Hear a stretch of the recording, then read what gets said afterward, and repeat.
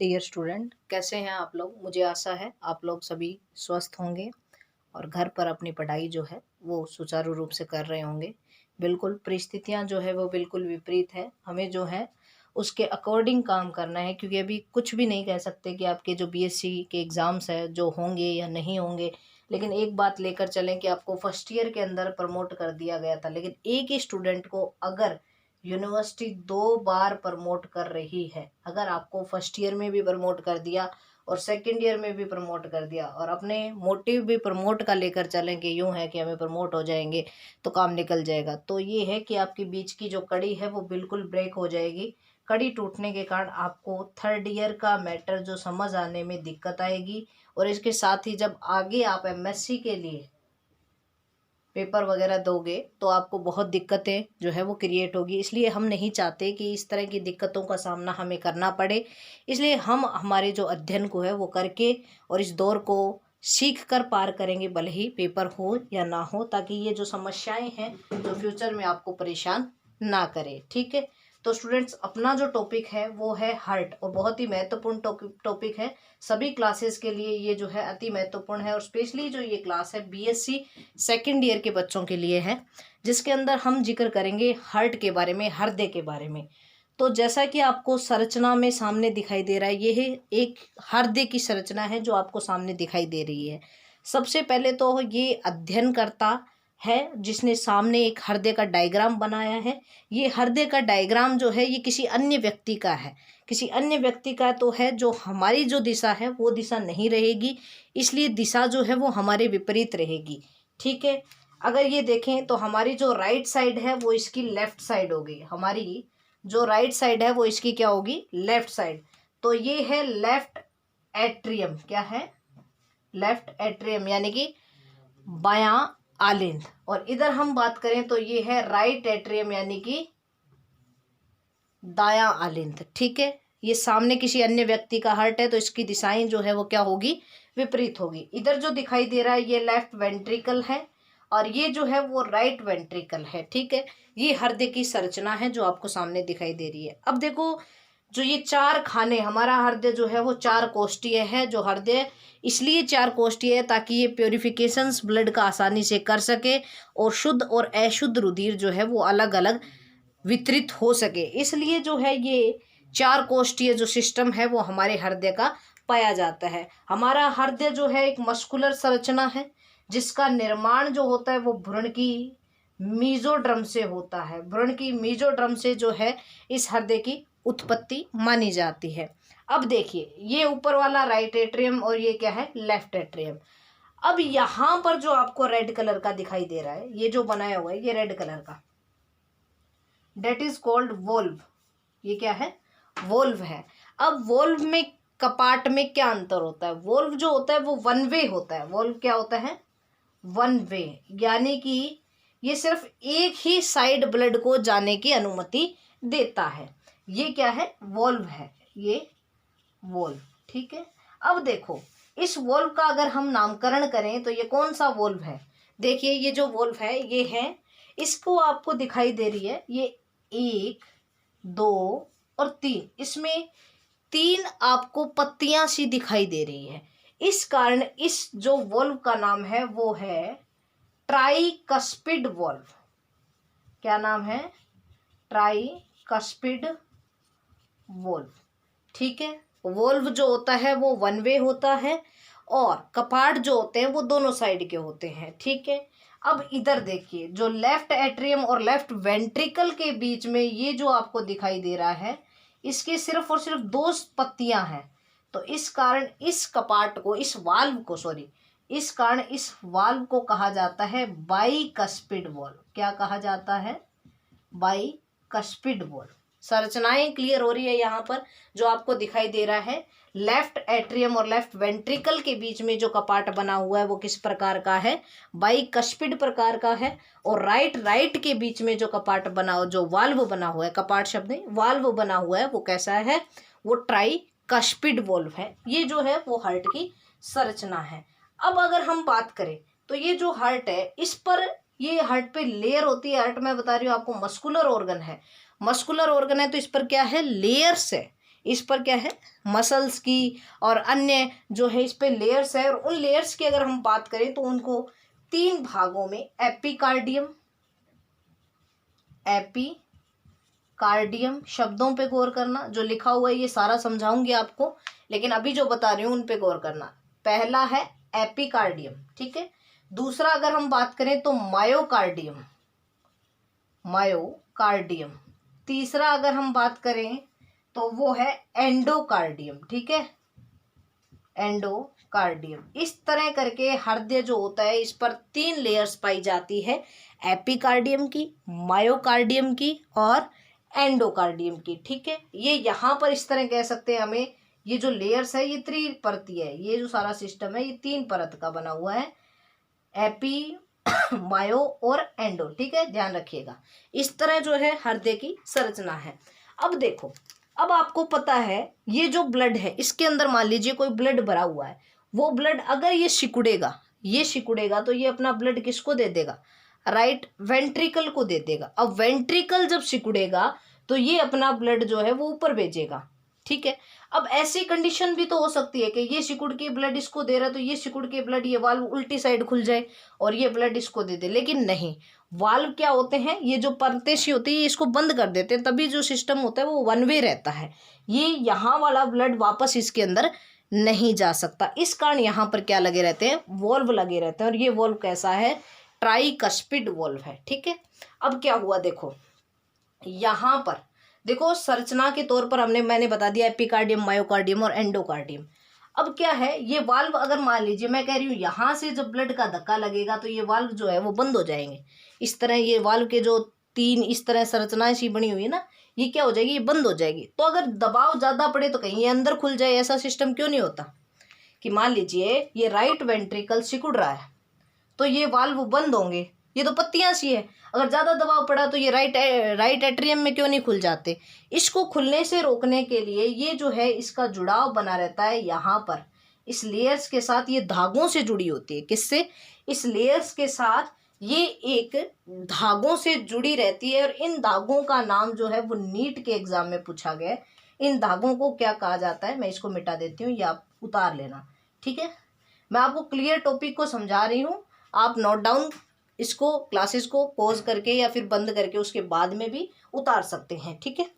अब देखो ये जो धागे से हैं जो इसको वाल्व को ऊपर खुलने से बचाते हैं, ठीक है, इन धागों को कहा जाता है ट्रेविकुलर कार्वे। क्या कहा जाता है, ट्रेविकुलर, ध्यान देना, ट्रेविकुलर कार्वे क्या होता है कि ट्रेविकुलर कार्वे एक ऐसी संरचना है जो ये बाइकस्पिड, ट्राइकस्पिड जो वाल्व लगे होते हैं उनको उल्टी दिशा में नहीं खुलने देते, उनको एक विशेष विन्यास में साधे रहते हैं। वो धागे क्या कहलाते हैं, ट्रेविकुलर कार्वे कहलाते हैं, ठीक है। Is that clear. चलिए अब ये जो सिस्टम है ये हार्ट की संरचना का सिस्टम बताया मैंने, ठीक है। अब मैं आपको एक चीज बता दूं कि जो यहां से ये जो शाखा खुल रही है, ये यहां से लेफ्ट वेंट्रिकल जो जाकर खुलेगा वो खुलेगा एरोटा में, ठीक है, जिसको कहा जाता है महाधमनी। और यहां से ये जो सिस्टम है राइट वेंट्रिकल का ये जाकर खुलेगा लंग्स में। ये क्या करेगा, लंग्स में खुलेगा। ये चीजें आप ध्यान में रखना, बाकी मैं डिटेल में समझा रही हूँ, आपको सारा समझ में आता जाएगा, ठीक है। अब देखो सबसे पहले मैं बात कर रही हूँ लेफ्ट वेंट्रिकल के। लेफ्ट वेंट्रिकल के अंदर बिल्कुल शुद्ध ब्लड है, ध्यान रखना, लेफ्ट वेंट्रिकल के अंदर क्या है, बिल्कुल शुद्ध ब्लड है। बाएं नीले के अंदर एकदम प्योर ब्लड भरा हुआ है। ये जब सिकुड़ेगा तो ये धक्का लगाएगा और ये ब्लड किस में चला जाएगा, एरोटा, महाधमनी के अंदर चला जाएगा, ठीक है। महाधमनी की अनेक ब्रांचेज होती है, क्या होती है, महाधमनी की अनेक शाखाएं होती है जिसको कहा जाता है आर्टरीज या धमनियां, ठीक है। अब कई बच्चे क्या होते हैं, कंफ्यूज हो जाते हैं, कंफ्यूज हो जाते हैं कि आर्टरीज कौन सी होती है और वेन्स कौन सी होती है। तो ध्यान रखना, आर्टरीज शब्द को हमें याद रखने के लिए आर्टरी से याद रखना शब्द एक अवे, ठीक है। अवे का मतलब जाना या निकलना या फिर यहां से दूर जाना, ठीक है। जो हृदय से निकलती है अवे, ठीक है, वो क्या कहलाती है, धमनियां कहलाती है। अब हृदय से निकल रही है तो ब्लड कौन सा होगा इनके पास, प्योर ब्लड होगा, ठीक है। तो आर्टरीज हमेशा कौन सा ब्लड रखती है, प्योर ब्लड रखती है, ठीक है। यहाँ से महाधमनी निकली, महाधमनी से कई शाखाएं निकली जिनको क्या नाम दिया हमने, आर्टरीज का नाम दिया, ठीक है। आर्टरीज यानी कि धमनियां। अब धमनियों की भी क्या होती है, कई शाखाएं होती है। जैसे पेड़ का एक तना होता है, तने से बड़ी बड़ी शाखाएं निकलती है, बड़ी से छोटी छोटी शाखाएं निकलती है, सेम उसी प्रकार यहाँ से महाधमनी एक तना निकला, उस तने से आर्टरीज निकली, उस आर्टरीज से जो आगे धमनिकाएं निकलेगी जिसको कहा जाता है आर्ट्रियोल्स, यहाँ से छोटी छोटी शाखाएं निकलेगी जिसे कहा जाता है आर्ट्रियोल्स। सबके अंदर क्या है, प्योर ब्लड है। अब देखो आर्ट्रियोल्स आगे जाकर छोटी छोटी शाखाओं में विभाजित होगी जिसको कहेंगे कैपिलरीज, क्या कहेंगे, केशिकाएं कहेंगे, कैपिलरीज। और ये ब्लड कैपिलरीज हमारे शरीर के अंदर, केशिका मतलब बहुत ही बाल जैसी पतली पतली होती है, थोड़ा सा कहीं देखो अंग पे डिपेंड करती है, आंख में बिल्कुल पतली होती है, दूसरे अंग में जा रही है थोड़ी सी मोटाई होती है, ठीक। तो ये कैपिलरीज है जो हमारी बॉडी सेल्स में जाएगी, शरीर के विभिन्न सेल्स के अंदर ये जाएगी, ठीक है। अब देखो बॉडी सेल्स के अंदर जाते ही आपको पता है कि बॉडी सेल्स क्या करेगी, बॉडी सेल्स के अंदर पहले से ही फूड पार्टिकल्स है, तो ये बॉडी सेल्स के अंदर जो पार्टिकल्स आया है, ये आने के बाद में ये जो ब्लड आया है, ये ब्लड ऑक्सीजन लेकर आया साथ में, ये फूड का क्या करेगी, ऑक्सीडेशन करेगी, सेलुलर रेस्पिरेशन होएगा। अब सेलुलर रेस्पिरेशन होने के बाद में CO2 बनेगी, क्या बनेगी, अब इसके अंदर जो बनेगी वो क्या बनेगी, CO2 बनेगी। और जब CO2 बन जाएगी तो ये CO2 किसके अंदर मिल जाएगी, ये ब्लड के अंदर मिल जाएगी। तो ब्लड क्या हो जाएगा, डीऑक्सीजिनेटेड हो जाएगा। ये ब्लड के अंदर मिल जाएगी तो ब्लड क्या हो जाएगा, डीऑक्सीजिनेटेड हो जाएगा, ठीक है। अब बॉडी सेल से ये ब्लड वेन्यूल्स में जाएगा, वेन्यूल्स। अब उल्टा सिस्टम है, देखो पहले सबसे बड़ी थी, बड़ी से छोटी छोटी शाखाएं निकली थी, हमने देखा था ना, पहले सबसे बड़ी महाधमनी, महाधमनी से छोटी छोटी शाखाएं, फिर इससे छोटी शाखाएं, फिर कैपिलरीज। अब यहाँ पर क्या है कि बॉडी सेल्स बहुत सारी है, अब प्रत्येक सेल से एक एक एक एक निकली तो छोटा सिस्टम पहले आएगा। तो यहाँ से पहले निकली वेन्यूल्स, शिरिकाएं, ठीक है। ये माना जाता है कि जहाँ पर कैपिलरीज खत्म होती है बॉडी सेल्स में, और वहीं से कैपिलरीज की इसकी वेन्यूल्स की शिरिकाओं की शुरुआत हो जाती है, ठीक है। ये कैपिलरीज बॉडी सेल्स में खुली और यहाँ से वेन्यूल्स शिरिकाएं निकली, ठीक है। अब इसी शिरिकाओं से छोटी शाखाएं, इसकी जो है बड़ी ब्रांच, ये दो चार मिलकर एक वेन्स बना ली। अब यहाँ से ये किस में आई, वेन्स। अब वेन जो होता है, वेन शब्द का अर्थ निकलना, वेन को याद रखने का मतलब रख लेना वापस, जो सेल कोशिकाओं से वापस आती है, वी से वैन, वी से वापस, और वापस आएगी तो ब्लड कौन सा लेकर आएगी, खराब वाला लेकर आएगी, ठीक है। तो ये क्या है, वेन्स है जो खराब ब्लड, डीऑक्सीजिनेटेड ब्लड को लेकर आती है, ठीक है। अब बहुत सारी वेन्स, शरीर के अलग अलग भागों से आने वाली वेन्स सब मिलकर एक महाशिरा बना लेती है, एक वेना कावा बना लेती है जिसके अंदर डीऑक्सीजिनेटेड ब्लड है। बच्चों जो सिस्टम चल रहा है, जो अभी विपरीत बिल्कुल सिस्टम है, तो आप मेरी शक्ल जो है वो आपको दिखाई नहीं दे रही है क्योंकि बोर्ड का दिखना ज़्यादा मैटर करता है, आपको जो सिस्टम समझाया जा रहा है वो दिखना चाहिए। अपने जो है जब भी कोई सिचुएशन बिल्कुल सही होगी तो मेरी उम्मीद है कि मैं आपसे रूबरू होकर क्लास लूँ, बढ़िया तरीके से आपकी समस्याओं को समझूँ। बाकी आप कमेंट के अंदर मुझे समस्याएं ज़रूर लिखना ताकि मैं उनके जवाब जो है वो दे सकूं और अपना जो है अध्ययन जो है वो सुचारू रूप से चलता रहे, ठीक है। तो यहाँ से वेना कावा यानी कि महाशिरा, महाशिरा निकली जिसके अंदर क्या है, डीऑक्सीजिनेटेड ब्लड है। अब बच्चों ये डीऑक्सीजिनेटेड ब्लड जो है वो कहाँ जाएगा, राइट एट्रियम में जाएगा। देखते रहना ये सिस्टम कैसे चल रहा है, ठीक है। ये सारा क्लियर है आपको, ये मैं मिटा दूँ, ट्राइकस्पिड, बाइकस्पिड, ये सारा मैंने बता दिया, ट्रेविकुलर कार्वे, ठीक है, ये सारी चीज़ें आपको पता है। अब देखो सबसे पहले सिस्टम लेफ्ट वेंट्रिकल से शुरू हुआ था, लेफ्ट वेंट्रिकल से शुद्ध रुधिर गया किसके पास, महाधमनी के पास, एरोटा के पास।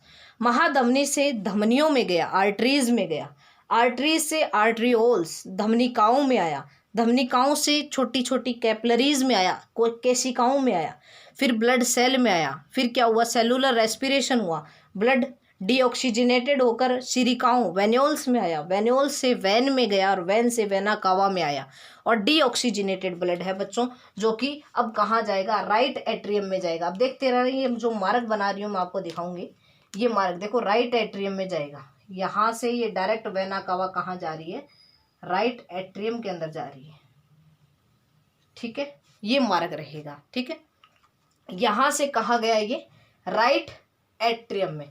अब देखो क्या होगा, राइट एट्रियम के पास ब्लड आया, अब ये चाहता है कि इस ब्लड को मैं आगे कहीं भेजूं, तो ये क्या करेगा, कॉन्ट्रैक्शन करेगा। कॉन्ट्रैक्शन करके ये ब्लड किस में आ जाएगा, राइट वेंट्रिकल में आ जाएगा। अब वेंट्रिकल के पास क्या है, अशुद्ध है ना, अब ये सारा सिस्टम यहाँ से अशुद्ध होकर आ रहा है। अब ये अशुद्ध आएगा तो अब इसको क्या करना है, इसको प्योर करना है। तो ये प्योर करने के लिए इसको कहाँ भेजेगा, लंग्स में भेजेगा। अब देखो एक सिस्टम है, अब ये राइट वेंट्रिकल इस तरह पिचकेगा, पिचक कर ये कहाँ जाएगा, लंग्स के अंदर भेजेगा ब्लड को। अब देखो ये पिचक रहा है, पिचकने के बाद में ये फिर रिलैक्स भी तो होएगा। तो ऐसा नहीं हो सकता कि ये लंग्स में जाकर ब्लड वापस आ जाए यहीं से, नहीं। इसको भी रोकने के लिए यहाँ पर भी क्या लगे रहते हैं, वोल्व लगे रहते हैं। क्या लगे रहते हैं बच्चों, वोल्व। ठीक है, यहाँ पर भी वोल्व है, और ये ध्यान रखना यहाँ से महाधमनी से भी वापस ना आ जाए, इसलिए यहाँ पर भी वोल्व था। ठीक है, यहाँ पर क्या लगे रहते हैं, वोल्व लगे रहते हैं। और इन वोल्व को क्या कहा जाता है, सेमी ल्यूनर वोल्व। क्या कहा जाता है, सेमी ल्यूनर वोल्व। यहाँ लिख के दिखा देती हूँ, आप लिख लेना। ठीक है, सेमी ल्यूनर वोल्व। ठीक है, सेमी ल्यूनर वोल्व पाए जाते हैं। क्यों पाए जाते हैं, ताकि यहाँ से जो ब्लड लंग्स में जा रहा है वो वापस जो ये रिलैक्स करे तो इसके अंदर वापस ना आ जाए, इसलिए। ठीक है, यहाँ पर जो वोल्व पाया जाता है उसको क्या कहा जाता है, सेमी ल्यूनर वोल्व कहा जाता है। ठीक है, अब ये ब्लड किसके पास गया, लंग्स के पास। ध्यान देना, जब लंग्स के पास जा रहा है तो उसको, लंग्स के लिए बायोलॉजी का एक शब्द है, जूलॉजी का एक शब्द है पल्मोनरी, जो लंग्स के लिए यूज किया जाता है। ठीक है, तो यहाँ से जो जाएगा, हार्ट से अवे जा रही है तो आर्टरीज ही होगी, पल्मोनरी आर्टरीज। राइट वेंट्रिकल से पल्मोनरी आर्टरीज के थ्रू लंग्स के अंदर ब्लड जाएगा, और ये ब्लड क्या हो जाएगा, प्योरीफाइड हो जाएगा। ये ब्लड क्या हो जाएगा, प्योरीफाइड हो जाएगा, और इसमें लंग्स के अंदर ऑक्सीजन है, ऑक्सीजन इसमें मिल जाएगी, और ये ऑक्सीजनेटेड ब्लड जो है वो बच्चों यहाँ से लंग्स के द्वारा इसके अंदर आ जाएगा, लेफ्ट एट्रियम में आ जाएगा। और लेफ्ट एट्रियम क्या करेगा, बाइकस्पिड वॉल्व से किसको दे देगा, लेफ्ट वेंट्रिकल को दे देगा। अब ये सिस्टम देख लो वापस कैसे जाएगा, एरोटा में, आर्टरीज में, आर्ट्रियोल्स में, कैपिलरीज में, बॉडी सेल्स में, अशुद्ध हो गया वेन्यूल्स में, वैन में, वेना कावा में, डीऑक्सीजनेटेड ब्लड, फिर राइट एट्रियम, और फिर किस में, ठीक है, right atrium, right ventricle, lungs, purifications के बाद में left atrium, then left ventricle, और फिर महाधमनी। ऐसा सिस्टम जो है वो हमारे ब्लड का सर्कुलेशन का जो है वो हमारे शरीर के अंदर पाया जाता है। अति महत्वपूर्ण टॉपिक है हर क्लास के लिए, फिजियोलॉजी के लिए बीएससी सेकेंड ईयर के अंदर, और 12th जूलॉजी के लिए, और अन्य किसी भी एग्जाम के लिए ब्लड सर्कुलेशन सिस्टम जो है वो अति महत्वपूर्ण है। और जो सर्कुलेशन का मार्ग जो रहता है वो बच्चों मैंने आपको एक दिखाया है। ठीक है, अब एक प्रश्न आता है, मैं यहाँ से ये मिटा रही हूँ बच्चों, आपका क्लियर है ना, राइट एट्रियम में जाएगा तो ये चीज़ यहाँ पर दिखाने की जरूरत नहीं है। ठीक है, अब बहुत महत्वपूर्ण चीज़ आपको मैं सिखा रही हूँ, ध्यान देना। ठीक है, एक फर्स्ट पर्सन आया हुआ है, फोसा ओवेलिस। क्या है, फोसा ओवेलिस। ठीक है, इस पर पर्सन आया हुआ है, यहाँ नहीं आया, ये थोड़ा डीपली पर्सन है जो बीएससी के एग्जाम में नहीं पूछा गया, ये पूछा गया है नीट के एग्जाम में। ठीक है, फोसा ओवेलिस क्या है, हार्ट से रिलेटेड है, तो क्यों ना हम इसको यही क्लियर कर लेते हैं कि फोसा ओवेलिस क्या है। शब्दों में नोट्स जो है वो आप क्रिएट कर लेना, इससे ज़्यादा बेहतरीन कोई तरीका नहीं हो सकता। गौर से देखोगे सारा सिस्टम क्लियर हो जाएगा। ठीक है, अब देखो फोसा ओवेलिस। अब मैं बात करूँ, जैसे मान लीजिए ये हमारा हार्ट है। ठीक है, ये क्या है, हार्ट है। देखो डायग्राम तो ऊपर दिख रहा है, यहाँ मैं छोटा सा डायग्राम, ऐसे ही डायग्राम नहीं है, बस ऐसे ही दिखा रही हूँ। ठीक है, अब इस हार्ट के अंदर क्या है, 4 चैम्बर है बच्चों। एक चैम्बर इधर हो गया, दूसरा चैम्बर इधर हो गया, नीचे भी चैम्बर हो गए, इधर भी चैम्बर हो गए। ठीक है, हार्ट ऐसा ही होता है, 4 चैम्बर होते हैं ना हार्ट के अंदर। ठीक है, अब ये 4 चैम्बर है। अब क्या है, इन चारों चैम्बर के बीच में मसल्स भरी रहती है। क्या भरी रहती है, मसल्स भरी रहती है। यहाँ भी सेप्टम है मसल्स का, इन दोनों के बीच में भी सेप्टम है, यानी कि मसल्स का क्या बना रहता है, इनके बीच में सेप्टम बना रहता है। ठीक है, मसल्स का सेप्टम वाला सिस्टम जो है वो इनके बीच में क्रिएट रहता है। अब देखो, जो यहाँ पर ये क्या है, एट्रियम है, ये भी क्या है, एट्रियम है, ये वेंट्रिकल है, ये वेंट्रिकल है।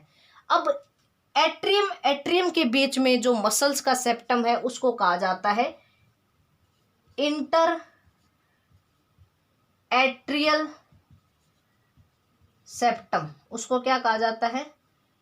इंटर एट्रियल सेप्टम कहा जाता है। ठीक है, दिख रहा है क्या? जो एट्रियम एट्रियम के बीच में है वो क्या है? इंटर एट्रियल सेप्टम है। ठीक है, और जो वेंट्रिकल वेंट्रिकल के बीच में है वो क्या है? इंटर वेंट्रिकल सेप्टम है। और जो एट्रियम और वेंट्रिकल के बीच में सेप्टम है उसको क्या कहा जाता है? Atrio ventricular septum. ठीक है, जो यहां पर सेप्टम दिखा रहा है, ये जो सेप्टम आपको दिख रहा है ये क्या है? Atrio ventricular septum. ठीक है, एट्रियो वेंट्रिकुलर सेप्टम है। ठीक है, ये जो बीच में इसके क्रिएट हो रहा है वो। ठीक है, अब सुनो मेरी बात। जब बेबी अपने माँ के गर्भ के अंदर होता है, जब बच्चा अपने माँ के गर्भ के अंदर होता है, तब क्या होता है उसकी स्थिति बताती हूँ। तब यहाँ पर तभी ये जो है, ये एट्रियम एट्रियम ये दोनों मिले हुए होते हैं, इसके बीच में एक छेद पाया जाता है, तो दोनों के बीच में क्या होता है? एक संबंध बना होता है। ठीक है, अब क्या है, जब भविष्य में बच्चा जब बड़ा हो जाता है तो उसके अंदर क्या पाया जाता है? एक डिप्रेशन पाई जाती है। डिप्रेशन मतलब यहाँ पर मान लीजिए हम बात करें, दिख रहा है ना? हाँ, ये एट्रियम है, एक एट्रियम ये है, दूसरा एट्रियम इस तरह थोड़ा सा मुड़ाव वाला होता है, दूसरा एट्रियम इस तरह अंदर की ओर। ठीक है, अब ये मुड़ाव क्यों होता है? ये मुड़ाव डिप्रेशन ये शो करता है कि पहले ये जो है वो मिले हुए थे। अब उस मुड़ाव को क्या कहा जाता है? इस डिप्रेशन को क्या कहा जाता है? फोसा ओवेलिस कहा जाता है। तो सुनो मेरी बात, जो हमारे हृदय होता है उसके दो एट्रियम के बीच के अंदर एक डिप्रेशन पाया जाता है, उस डिप्रेशन को कहा जाता है फोसा ओवेलिस। और ये फोसा ओवेलिस इस बात का संकेत है कि जब बच्चा अपने माँ के गर्भ के अंदर होता है तो उस दौरान उसके दोनों एट्रियम जो क्या होते हैं? दोनों एट्रियम आपस में संबंधित होते हैं, एक छेद के द्वारा आपस में मिले हुए होते हैं।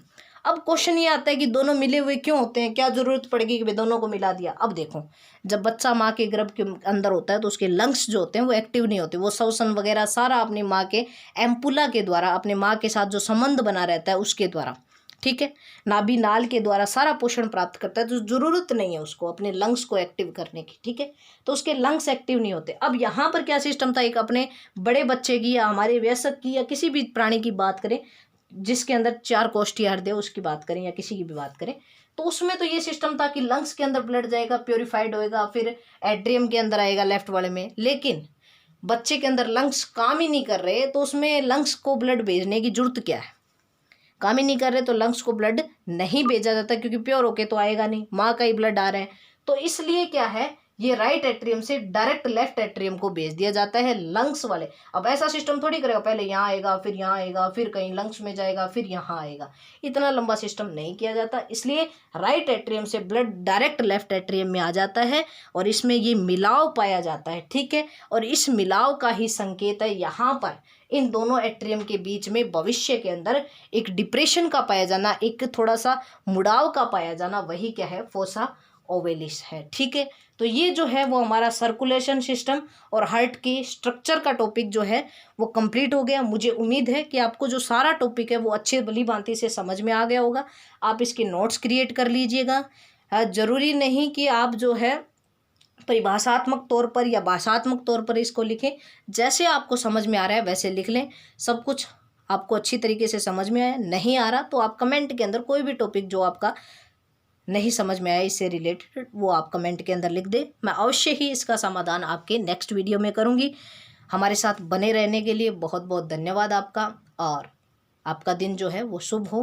निरंतर पढ़ाई करते रहें। कोई भी टॉपिक अगर आपको नहीं समझ में आ रहा है तो कमेंट के अंदर आप बताएं, ताकि आपका समाधान जो है वो कर दिया जाए। ठीक है, धन्यवाद दोस्तों।